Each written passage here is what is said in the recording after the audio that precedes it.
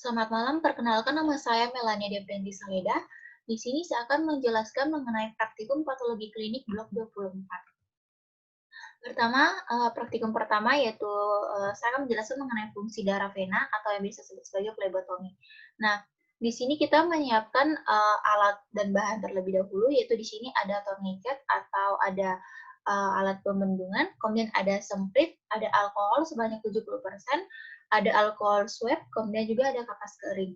Kemudian di sini terdapat masker, kemudian juga ada handscoon dan juga tabung yang berisi EDTA. Nanti kita mencampurkan darah vena dan EDTA di dalam tabung yang terlihat pada gambar ini. Kemudian setelah alat dan bahan telah siap, kemudian juga kita sudah memakai APD, kemudian kita akan melanjutkan ke tahap cara pengambilan darah vena. Yang pertama kita cari dulu vena yang jelas dan vena yang besar, yang biasanya itu terdapat pada fossa cubitti atau pada lipatan siku. Nah, di sini kita meminta pasien untuk membuka genggaman tangannya, menutup dan membuka untuk melihat lebih jelas vena yang akan kita lakukan penusukan nanti. Nah, setelah venanya mulai terlihat, kemudian kita lakukan bendungan atau kita pasang tourniquet. Lalu kita lakukan asepsis. Di sini kita asepsis dengan alkohol 70%. Kita asepsis secara sirkular, yaitu dari dalam ke arah luar. Lalu kita diamkan, tidak usah ditiup. Kemudian juga setelah dilakukan asepsis ini jangan disentuh lagi. Nah, jadi kita biarkan sampai kering dengan suhu udara. Nah, setelah kering, lalu kita lakukan penusukan dengan menggunakan semprit pada vena tersebut, di mana tangan kiri memegang atau menahan dari lengan atau pada siku, dan sekaligus juga meregangkan kulit yang akan dilakukan penusukan nantinya. Kemudian pada tangan kanan ini, kemudian mulai memasukkan jarum atau mulai menusuk pada venanya, di mana bevel dari jarumnya itu harus menghadap ke arah atas. Kemudian dilakukan penusukan di mana tangan kanan memegang si jarumnya dan jari telunjuk dan ibu jari ini menahan dari si semprit ini agar pada saat melakukan penarikan nantinya jarumnya tidak ikut tertarik, dan ketiga tangan ini berfungsi sebagai kuda-kuda. Nah, setelah darah yang kita mau itu terkumpul sesuai darah atau kebutuhan darah yang kita inginkan, setelah darahnya terkumpul, kemudian kita ambil kapas. Nah, kapas yang kering lalu kita tutup atau kita tempelkan pada daerah penusukan, lalu kita tarik si semprit ini secara perlahan-lahan, lalu kita suruh pasien untuk memegang kapas kering ini dan menempelkannya pada menempelkan pada tempat dilakukan penusukan tadi. Lalu kita buka bendungannya. Kemudian pada saat kita melakukan penusukannya tadi itu, kita tusuk sampai kita sudah masuk ke arah lumen. Nah, di mana kalau tanda-tanda kita sudah memasuki lumen itu, pertama seperti masuk dalam ruang kosong. Kemudian juga pada saat kita mulai memasukkan jarum ke arah vena, dia akan muncul sedikit darah, mulai muncul darah pada badan dari si semprit ini.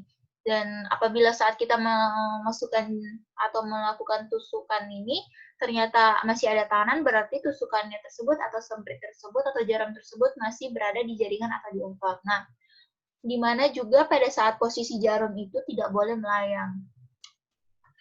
Itu tahapan cara pengambilan darah vena. Kemudian saya akan melanjutkan pada pemeriksaan HB Sali. Nah, di sini pada HB Sali kita otomatis siapkan alat dan bahan terlebih dahulu, yaitu ada hymometer. Hymometer isinya ya seperti pada gambar ini, ada tabung sali, ada pipet sali untuk mengambil darah sebanyak 20 mikron nantinya, dan juga ada komparator blok atau standar, kemudian juga ada HCl sebanyak 0,1, ada pengencernya atau biasa disebut sebagai aquabides atau aquades. Kalau pada praktikum biasanya menggunakan air kran. Kemudian ini adalah darah vena atau darah yang sudah tercampur dengan antikoagulan atau EDTA dan sudah di homogenisasikan tadi. Kemudian setelah kita melakukan fungsi vena dan juga pokoknya alat-alat untuk pemeriksaan habis salib udah selesai, kemudian sudah memakai APD, kemudian sudah melakukan pengambilan darah vena, kemudian kita masukkan sebanyak 5 tetes sampai batas 2 TT sampai batas 2 HCl atau pada ada yang terdapat pada tabung ini. Kita masukkan HCl sebanyak 5 tetes atau sampai batas 2. Kemudian yang darah kita hisap tadi dengan menggunakan pipet sali sebanyak 20 mikron kita masukkan ke dalam tabung sali, lalu ujung dari pipet sali tersebut kita bersihkan agar untuk menghindari darah yang menempel pada tabung tersebut. Lalu setelah itu kita bersihkan pipet salinya lagi bagian dalamnya dengan cara memasukkan air dengan cara menyedot air ke dalam, lalu kita buang, lalu kita sedot lagi airnya, lalu kita buang lagi sampai tidak terdapat darah di bagian dalam maupun di bagian luar dari pipet sali ini. Nah setelah itu di dalam tabung ini sudah terisi HCl, kemudian juga darah tadi kita aduk dengan menggunakan batang pengaduk, lalu kita masukkan ke dalam komparator. Nah, lalu kita teteskan sedikit demi sedikit aquabides atau bahan pengencernya tadi, kita aduk secara merata, lalu kita bandingkan dengan kedua sisi kanan kiri yang ada pada tabung yang ada di sampingnya. Nah, kita aduk sampai rata dan juga kita lihat jika sudah sama tabungnya atau larutannya, lalu kita angkat larutannya tersebut, tabungnya kita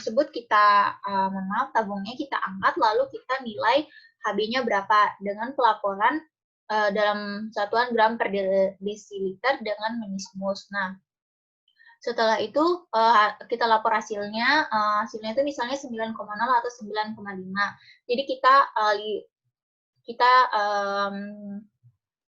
bulatkan ke atas atau ke bawah. Jadi tidak ada yang Hb 9,2 atau 9,7. Nah, tadi sebelum menjelaskan di sini darah yang diperlukan untuk Hb sali itu bisa darah vena atau darah perifer. Tapi kalau menggunakan darah perifer biasanya itu pengambilan itu lebih sulit karena biasanya menggunakan darah perifer itu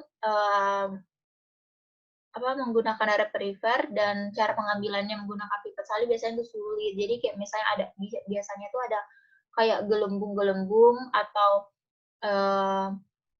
biasanya ada gelembung di pipetnya. Jadi lebih baik itu dengan menggunakan darah vena. Seperti itu. Oke, praktikum pertama telah selesai. Terima kasih.